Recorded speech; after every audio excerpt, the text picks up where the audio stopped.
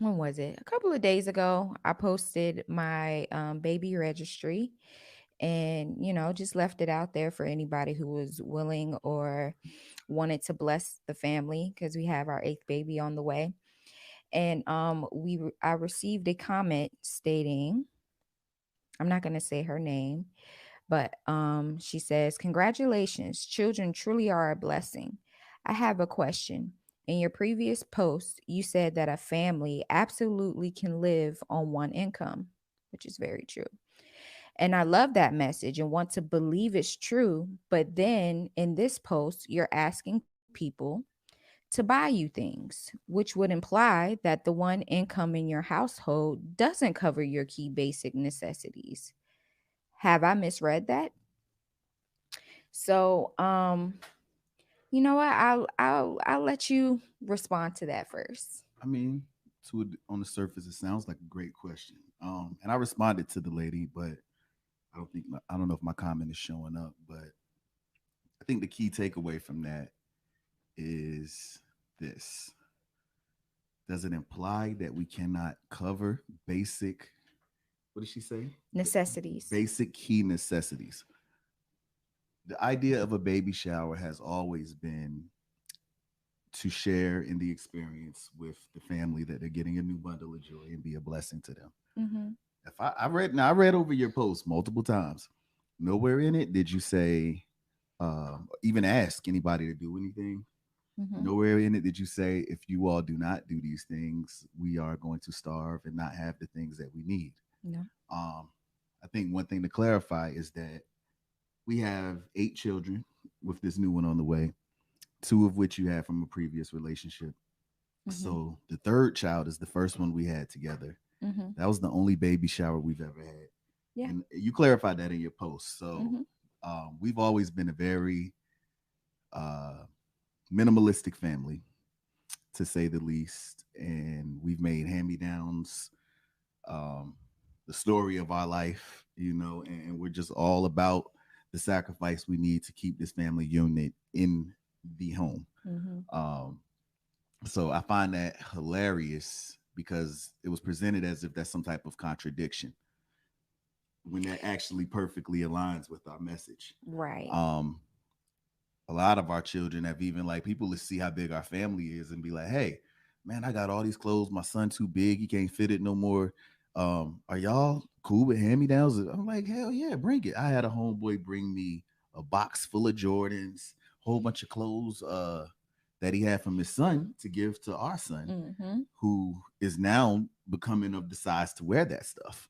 Why would I say no to that? I have 7 children, so I don't, I'm pretty sure your message has been clear, that you harping on the mother staying home has never been from a position of We got it all. we got it all. I thought it Mm-hmm. was always from a position of sacrifice and that you would have to compromise on certain materialistic lifestyle choices that most black people are not willing to compromise on. Exactly. So I found that a little funny. On top of that, what's up, Shane Nolan?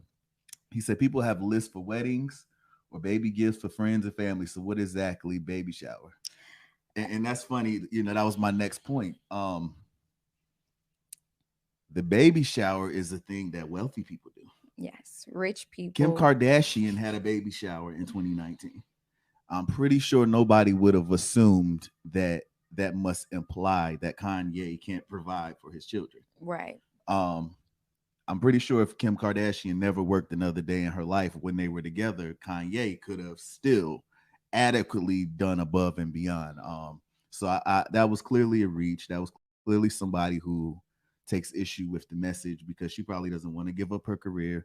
Because what I'm finding for a lot of women, it's a power thing. Mm-hmm. I don't want to have to fully rely on a man. So let me poke holes in the message. But the key to this message, and I want that to be clear, is that even if we could not provide anything on that baby shower list, that doesn't change the message for us. No. We will sacrifice to the depths that is necessary to keep our kids out of the school system and a mother in the home, because those are the values we believe in.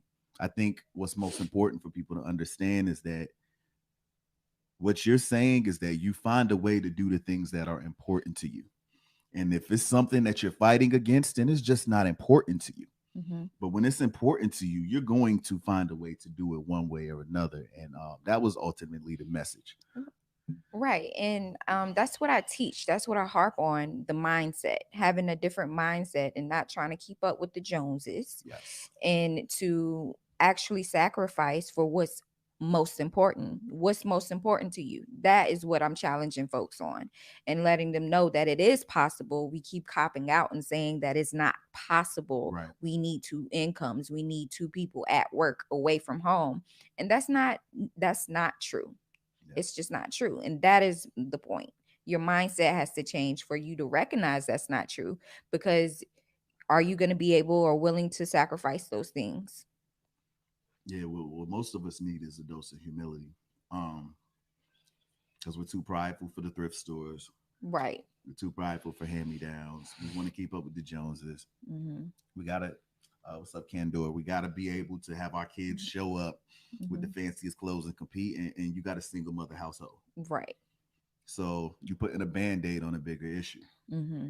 And I was talking to my wife about this today, and I was saying, growing up the way that I did in a single parent home, it was important to my mom to get me a pair of Jordans every year. It'll be the only pair of shoes I'm gonna get the whole school year. But if I can get what I wanted, it made me happy. It made her feel like, I'm doing what I can. Mm-hmm. And Band-aid. and it was just a band-aid to the bigger problem. Because looking back, I asked myself, would I rather designer clothes, or would I rather my father in the home and my mother not having to work as much as she did, or the fact that she was always asleep when she was home? Mm-hmm. Um, I'm pretty sure I would have took thrift store and Payless shoes over the alternative any day. Absolutely. Designer clothes don't create a family, and I think that's the biggest thing for us. You see, the poorest of us are the ones with that mentality. Mm-hmm. When I was in the black church, we had that need to try to keep up with the Joneses, and I'm in a more mixed ethnicity church now, and there's very wealthy people in there, and I mean, I haven't seen a Gucci suit yet, you know. So Yep. it's just a mindset issue. Um, what's going on, Mrs. She said? Good evening to you as well. Oh, hey, Mrs. She said. JJ said truth, absolutely, brother. Yeah. So that's the thing, man. When you got a challenging message, people are gonna try to poke holes in it. So I just wanted to clarify, if we ever presented the idea that we're saying that you can do the lifestyle we're presenting, and that's having your children at home without a sacrifice, then you misinterpreted it. And you Right. need to go back and listen again. The point is that there is a heavy sacrifice, and it's one that is very much so worth it. You're not gonna, we're not saying that you're gonna see us show up with the material, um, fantasy type things that other families who have both parents and careers show up with. You're Mm-hmm. not going to see us on the vacations 2 and 3 times a year. You're going to see us in this house building our children, Mm-hmm. because that's what we value. Yeah. So